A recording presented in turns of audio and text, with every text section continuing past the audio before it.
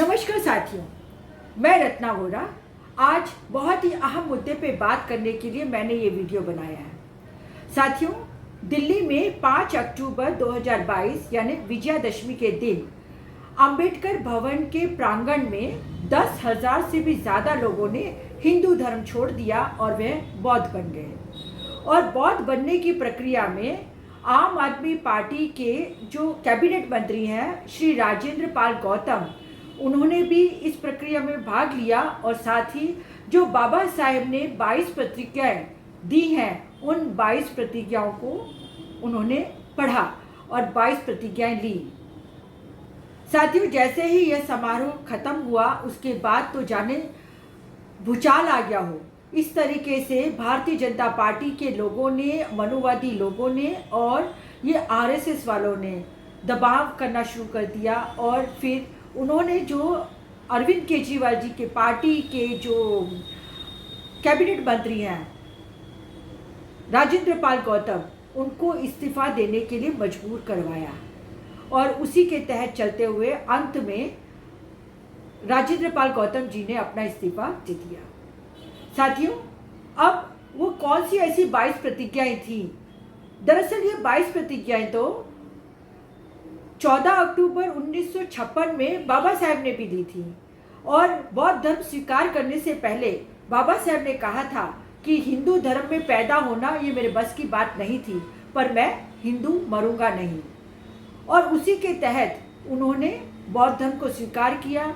लाखों लोगों की मेदनी के साथ, लाखों लोगों के साथ उन्होंने बौद्ध धर्म को स्वीकार किया और 22 प्रतिज्ञाएं की। साथियों, ये 22 प्रतिज्ञाएं क्या हैं? और इन 22 प्रतिज्ञाओं को खुद भारत सरकार ने पब्लिश कराई हैं। जो बाबा साहेब की वॉल्यूम्स हैं उनके वॉल्यूम 17 वॉल्यूम में speeches and writings of Baba Saheb के 17वें वॉल्यूम में ये सभी 22 प्रतिज्ञाएं लिखी गई हैं। ये खुद भारत सरकार ने छपवाई हैं और उसके तहत हर सरकार, राज्य सरकारें भी इन वॉल्यूम को अपनी अपनी प्रादेशिक भाषा में छपवाती हैं और में जो 22 प्रतिज्ञाएं हैं उनको लिखवाती हैं। तो ये 22 प्रतिज्ञाएं क्या हैं? सबसे पहले हमें ये समझना पड़ेगा या ये जानना पड़ेगा कि आखिर 22 प्रतिज्ञाएं क्या हैं।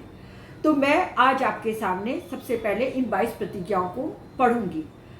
देखिए, ये 22 प्रतिज्ञा मेरे सामने है और उसमें पहली प्रतिज्ञा है, मैं ब्रह्मा विष्णु महेश में कोई विश्वास नहीं करूँगा और ना ही उनकी पूजा करूँगा।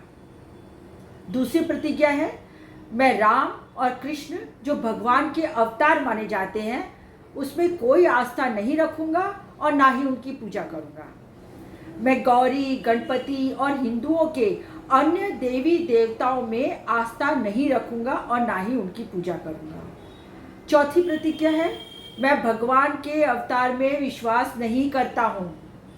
पांचवी प्रतिज्ञा, मैं यह नहीं मानूंगा कि भगवान बुद्ध विष्णु के अवतार थे। मैं इसे पागलपन और झूठा प्रचार प्रसार मानता हूँ। छठी प्रतिज्ञा है, मैं श्राद्ध में भाग नहीं लूँगा यानी पिंडदान नहीं करूँगा। उसके बाद सातवीं प्रतिज्ञा है, मैं बुद्ध धर्म के सिद्धांतों और उपदेशों का उल्लंघन करने वाले तरीके से कार्य नहीं करूँगा। आठवीं, मैं ब्राह्मणों द्वारा निष्पादित होने वाले किसी भी समारोह को स्वीकार नहीं करूँगा। नौवीं प्रतिज्ञा है, मैं मनुष्य की समानता में विश्वास करता हूँ। 10वीं प्रतिज्ञा है, मैं समानता स्थापित करने का प्रयास करूँगा। 11वीं प्रतिज्ञा, मैं बुद्ध के अष्टांगिक मार्ग का अनुसरण करूँगा। 12वीं प्रतिज्ञा है, मैं बुद्ध द्वारा निर्धारित परिमितों का पालन करूँगा। 13वीं प्रतिज्ञा, मैं सभी जीवित प्राणियों के प्रति दया और प्यार भरी दयालुता रखूँगा और उनकी रक्षा करूँगा। 14वीं प्रतिज्ञा है, मैं चोरी नहीं करूँगा। 15वीं, मैं झूठ नहीं बोलूँगा। 16वीं प्रतिज्ञा है, मैं कामुक पाप को नहीं करूँगा। 17वीं प्रतिज्ञा, मैं शराब और अन्य मादक पदार्थों का सेवन नहीं करूँगा। 18वीं प्रतिज्ञा, मैं महान अष्टांगिक मार्ग के पालन का प्रयास करूंगा एवं सहानुभूति और प्यार भरी दयालुता का दैनिक जीवन में अभ्यास करूंगा। 19वीं प्रतिज्ञा, मैं हिंदू धर्म का त्याग करता हूं जो मानवता के लिए हानिकारक है और उन्नति और मानवता के विकास में बाधक है। 20वीं प्रतिज्ञा है, मैं दृढ़ता के साथ विश्वास करता हूं कि बुद्ध धर्म ही सच्चा धर्म है। 21वीं प्रतिज्ञा, मुझे विश्वास है कि मैं फिर जन्म ले रहा हूं, अर्थात धर्म परिवर्तन के द्वारा मेरा पुनर्जन्म हो रहा है। और 22वीं प्रतिज्ञा है, मैं गंभीरता एवं दृढ़ता के साथ घोषित करता हूँ कि मैं इसके मतलब धर्म परिवर्तन के बाद अपने जीवन का बुद्ध के सिद्धांतों व शिक्षाओं व उनके धम्म के अनुसार मार्गदर्शन करूँगा। नीचे लिखा है डॉक्टर भीमराव अम्बेडकर, बाबा साहेब अम्बेडकर। अब साथियों, जब कुछ लोग हिंदू धर्म को छोड़ के बौद्ध धर्म को अपना रहे हैं तो स्वाभाविक है ना कि वो ब्रह्मा विष्णु महेश को नहीं मानेंगे, वो रामकृष्ण को भगवान का अवतार नहीं मानेंगे, वो गौरी गणपति या अन्य हिंदू देवी देवताओं को पूजा नहीं करेंगे। ये तो स्वाभाविक है क्योंकि वो अपना धर्म परिवर्तन कर रहे हैं, इसमें कहाँ कुछ गलत है। अगर ये 22 प्रतिज्ञाएं ली गई हैं तो इन 22 प्रतिज्ञाओं में कहाँ कुछ गलत होता है। भाई, आपका हिंदू धर्म यदि इतना ही अच्छा होता तो पहली बात कि बाबा साहब ये हिंदू धर्म क्यों छोड़ते। बाबा साहब की प्रतिज्ञाओं में लिखा हुआ है कि यह हिंदू धर्म असमानता पर आधारित है और इसीलिए हर साल अशोक विजयादशमी के दिन हजारों लोग बौद्ध बनते हैं और यही सब 22 प्रतिज्ञाएं करते हैं। अब साथियों, प्रश्न ये आता है कि आखिर इस बार ऐसा क्या हुआ कि यहाँ पर जो 22 प्रतिज्ञाएं ली गई और जिसके अंदर आम आदमी पार्टी के जो कैबिनेट मंत्री थे वो भी शामिल थे, उन्होंने भी प्रतिज्ञाएं पढ़ी, तो अब इसमें क्यों बवाल मची है। कारण इसमें स्पष्ट है। यहाँ पर गुजरात में चुनाव होने जा रहे हैं और गुजरात के चुनाव में केजरीवाल जी बहुत दौरे कर रहे हैं, बहुत घूम फिर रहे हैं और खूब प्रचार प्रसार कर रहे हैं। इसकी वजह से भारतीय जनता पार्टी और आरएसएस ने आम आदमी पार्टी को टारगेट किया और केजरीवाल जी के पोस्टर लगाए कि ये हिंदू विरोधी हैं। और तब क्या हुआ, केजरीवाल जी ने हमारे जो दलित समाज के कैबिनेट मंत्री थे राजेंद्र पाल गौतम, उनसे इस्तीफा लेने के लिए दबाव किया। देखी तीरी तो नहीं, मांगा नहीं है, पर अंदर से दबाव किया और उसी दबाव के वश में आकर राजेंद्र पाल गौतम ने अपना इस्तीफा दे दिया।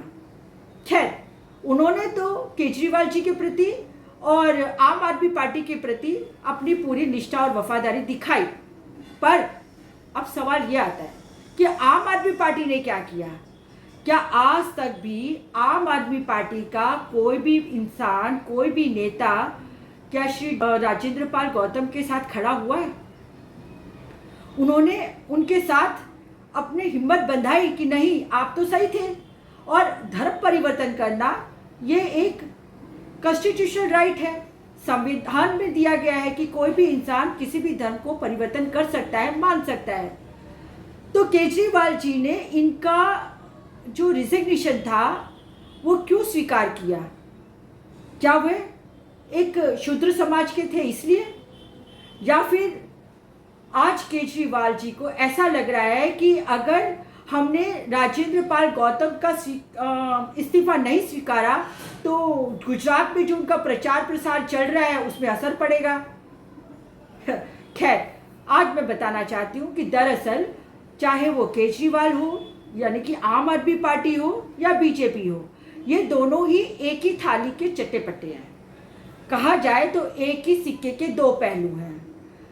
केजरीवाल बड़ी बड़ी बातें करते हैं गुजरात में आकर, पर गुजरात में केजरीवाल की सभाओं में उनके स्टेज पे कोई भी एक मुस्लिम नुमाइंदा दिखाई देता है?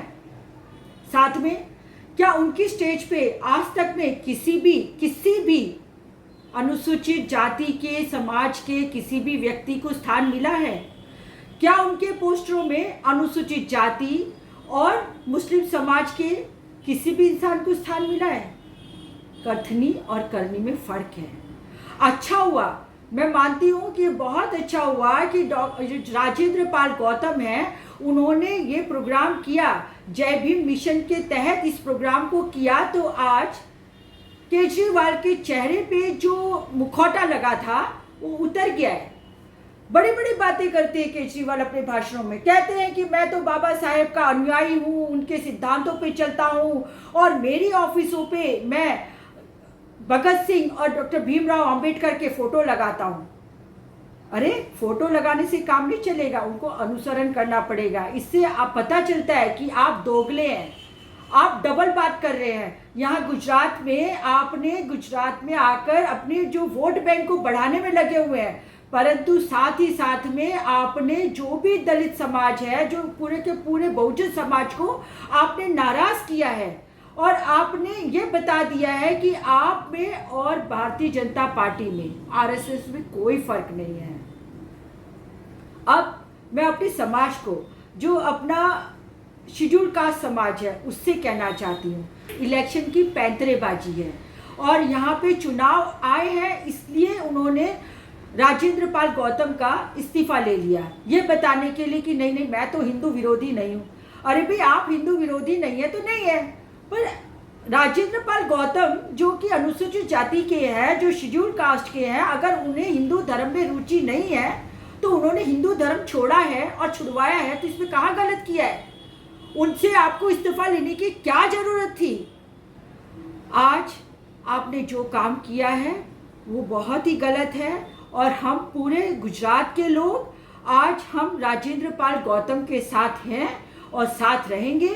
साथ ही मैं इस वीडियो के तहत सबको बता देना चाहती हूँ, जितने भी आरएसएस वाले घूम रहे हैं और जितने भी बीजेपी वाले हैं, उन सबको बता देना चाहती हूँ कि ये तो अभी झांकी है।